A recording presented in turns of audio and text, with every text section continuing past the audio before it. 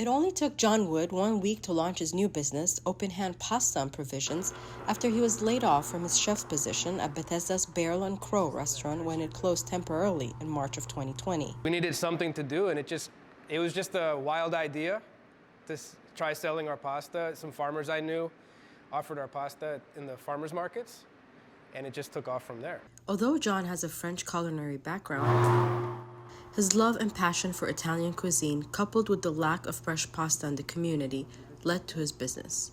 Originally, it started because we saw that there was no pasta in the grocery store. So we were like, oh, we should make pasta. There's also not a lot of people around here doing fresh pasta. If we were in Bologna, every other street corner would have a fresh pasta maker. Around here, there isn't that many. John needed to find a permanent place to produce his pasta and where to sell it. Ricotta, Parmesan. He originally started using the Barrel and Crow restaurant kitchen to start his pasta business when they were closed. When the restaurant reopened, John shifted his operation to a shared catering kitchen. We'll do home deliveries, we'll go to farmers markets, we'll do a little bit of wholesale. We have like a full menu with soups, salads. We also do cheeses, mozzarella. This is fior di latte mozzarella. We make it fresh. So we make burrata out of it. We just see what's working at the time and go with that.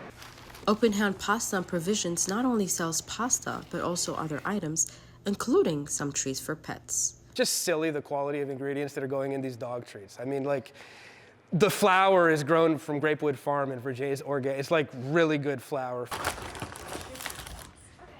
It started out as like just something to do extra, and like literally we can't keep up.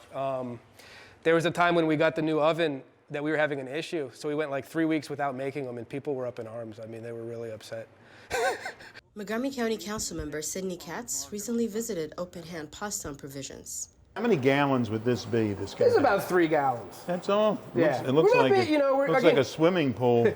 John Wood discussed the positives of owning a business, but he also knows there can be problems around the corner. Everyone says, well, I want to open a business to be my own boss, right? Yeah. Well, the truth is, now all your customers are your boss. Absolutely. You're doing business right now. Yeah.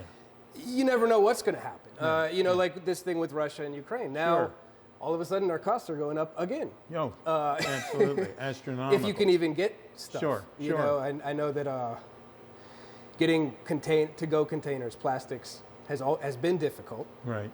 We're going to see what's going to happen with that if we can even get them going forward. Sure. So again, at this point, I've sort of stepped back and just tried to stop stressing out so much because you just have no idea what's going to happen. 9 months ago, John opened his own commissionary kitchen with a small brick-and-mortar storefront in Gaithersburg, where we had a chance to witness John making ravioli by hand. It's for the technique. When you're making with the rolling pin, you do it with an open hand. After a day of rolling it out, you feel it like all over your shoulders, rotator cuff. We do have machines, but we try to do as much by hand as possible. When you roll it through metal, it makes the pasta very smooth, which is not what you want. You want a rough pasta. This stuff, these lines, you want it to be rough to help. It increases the surface area. And they're going, oh, you're crazy. How can you do that? It's so much work. And I'm going, well, if a 90-year-old Italian woman can do it, why can't I? This is a black truffle and cheese filling. Okay. That's really cool. I've never seen a ravioli being made like this. No, this is actually a lot harder than it looks to get them uniform.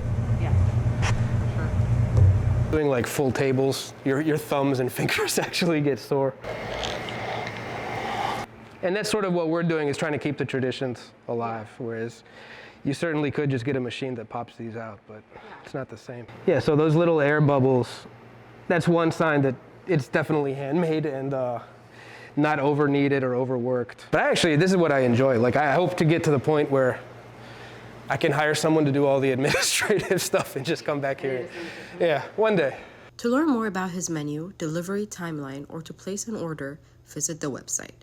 From Gaithersburg, I'm Mirchaye Sahlu.